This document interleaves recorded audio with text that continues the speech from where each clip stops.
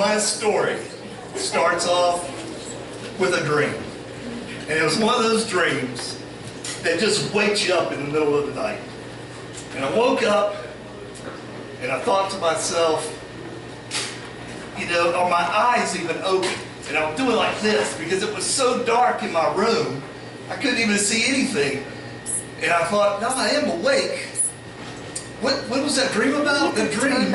Oh, it was aliens have landed in my yard. I was like, I started listening, and at the time I was living way out in the woods. Thank you. And I could hear things like crickets and katydids and stuff like that singing. It was one of these late November nights in Moore County when it is extremely warm outside. But at that time of year, you appreciate it. I have my windows open. And I thought, you know, everything sounds normal outside. I think everything's pretty good. I think I'll probably just go right back to sleep. And I started to close my eyes. And then I got this little idea in my head. I said, no, I just woke up from a pretty powerful dream. I might ought to go around the house and check out and see what's going on. So I got up, I couldn't see a thing. I'm walking through my bedroom with my hand out in front of me trying to find the door. I finally found my bedroom door and eventually I made it into my kitchen. And my cabin has a whole wall full of sliding glass doors, and then out beyond that is a deck. And if you flip a light switch in the kitchen, everything lights up on the outside. I got a bunch of floodlights out there because, like I said, I'm way out in the woods. So I'm listening really intently, like, is there anything wrong? Is there anything wrong? Everything sounds good. I think everything's all right. So anyways, I flip on the light.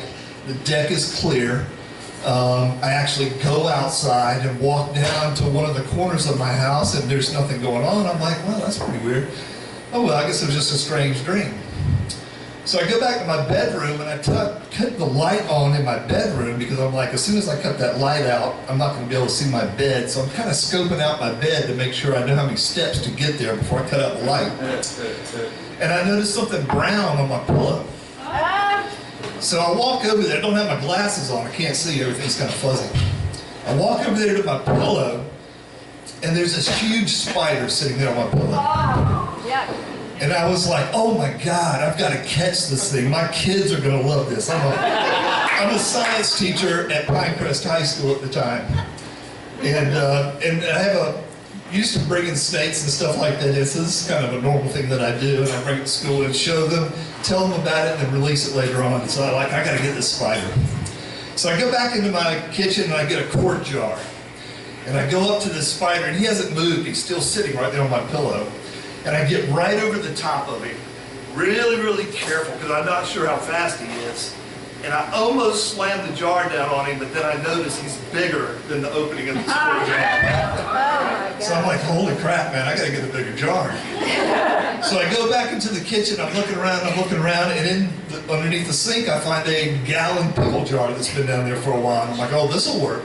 Okay. So I go back into my bedroom. That spider is still sitting there on my pillow. It hasn't moved any at all. And I get right over the top of him. And I get that jar and I go down on him really quick. And he doesn't even move. I take my hand up under the pillow and I lift it up. I turn it all right side up. And that spider hits the bottom of the jar with a thud. And all that spider does is he takes his legs and he turns himself right side up in the bottom of the jar. And I'm like, oh, this thing is awesome. So anyways, I put the top on it. Next day I go to school.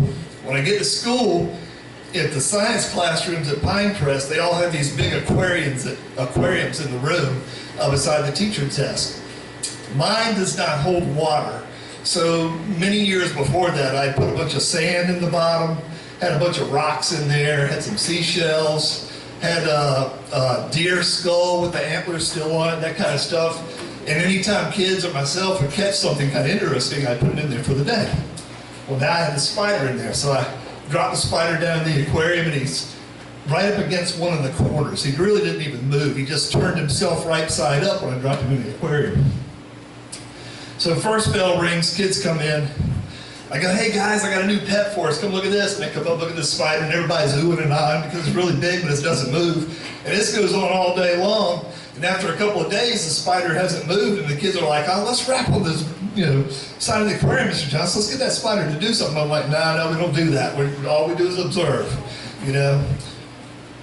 Well, just by coincidence, about a week or so after the spider had gone into the aquarium, a colleague of mine came by with a rat in a live cage. And she's like, this rat's been running around in my room all year. Do you want it? And my kids are always like, already going, oh, let's put it in the aquarium, let's put it in the aquarium. Let's see what the spider's going to do. Let's see what the rat's going to do. And some of them are taking bets. Oh, that rat's going to eat that spider. No, that spider's going to eat that rat. And I really didn't know, because this is literally, almost as big as a squirrel. It's a white lab rat. It's got a long, hairless tail on it. Anyways, I take it and I drop it at the opposite end of the aquarium. So the rat hits the sand with a thud, and it doesn't really scamper or anything. It's down at that end, sort of sniffing everything out. It's in its new digs. The spider hasn't moved. It's still up in that corner like it's been there for over a week. And all my kids are standing around. I got like 25 kids around that aquarium and myself. And they're looking at it, and nothing's going on. So, pretty soon some of them start to filter away from it. This is lame, Mr. Johnson. Hey, Mr. Johnson, why don't you take that rat and just throw it on the spider? I'm like, no, we're not going to do that. Let's just observe, y'all.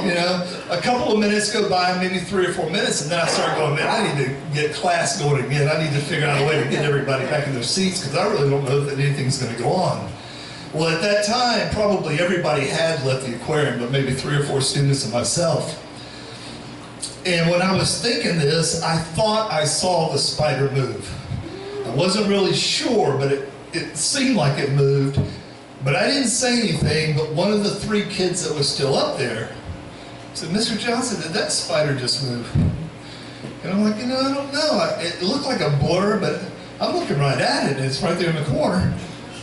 And then another one of the students goes, look at the rat.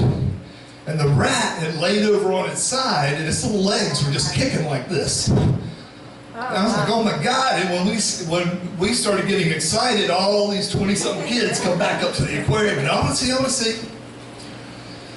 Well, we all got around it, and all of a sudden that spider slowly walked, and I'm talking 4 feet across a big aquarium, and got right up behind that rat, crawled up on its hind haunches, got up to its shoulders, and it sunk 2 big black fangs right down into the white shoulders of this rat. And my kids are going, oh my God, that is awesome.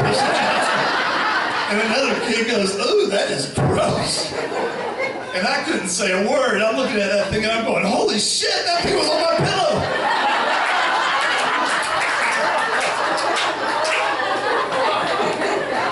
Well, the day goes by and people start finding out that I got this rat in my room. And by the way, while we're watching it, the spider starts heaving up and down on the rat.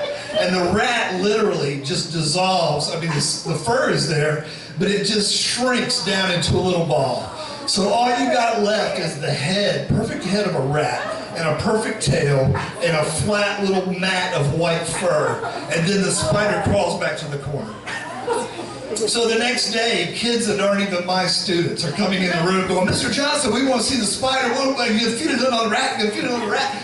And it became such a distraction that I started to get a little worried that maybe this was too much. But luckily it was, it had been late November, now we're into the middle of December, and it was Christmas holidays. So we all left for 2.5 weeks. Well, when I came back right after New Year's, the plexiglass top that I had on my aquarium had sagged in the middle, and the edges had come up. Oh my. And I went over to it and I flipped it over, but I didn't see the spider. So I'm looking around the terrarium, I grabbed a meter stick, I knocked over a couple of the conch shells, I tipped over the deer skull. There's not many places for this big old spider to hide. He's not in there anymore. So then I go to my desk and I start looking under my chair, under my desk, and the first bell rings.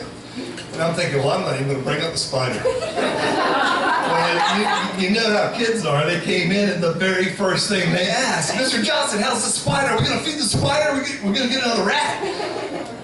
And I almost told them the truth. But just as I began to speak, instead I said, you know, I took that spider home over Christmas. And I guess it got too cold or something, but he died and I had to throw him out.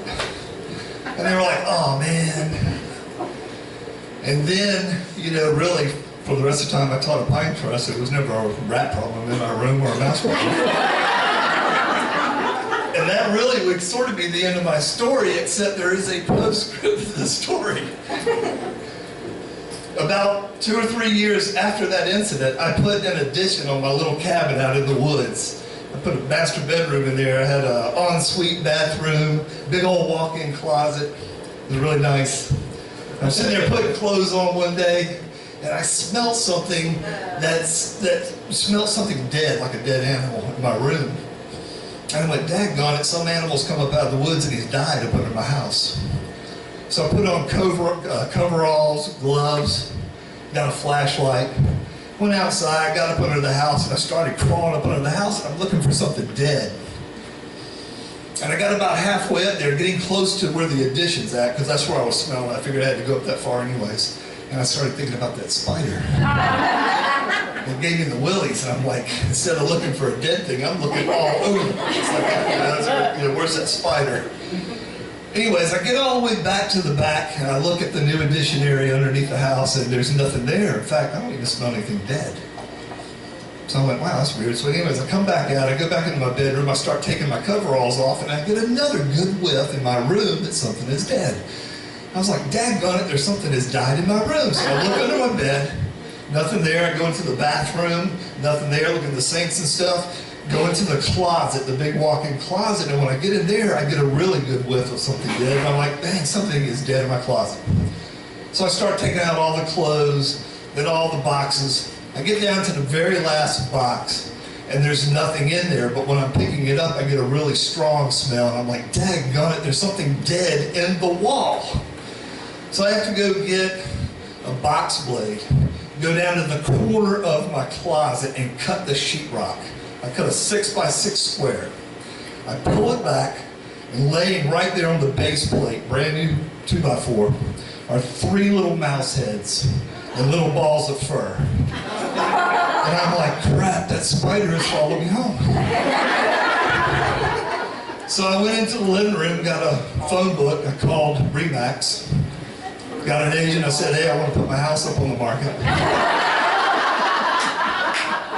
I called my fiance at the time, Cinnamon, we're married now. I said, Cinnamon, you mind if I come in and move in with you? Come into town. She goes, yeah, that'll be all right. I don't even think I told her about the spider.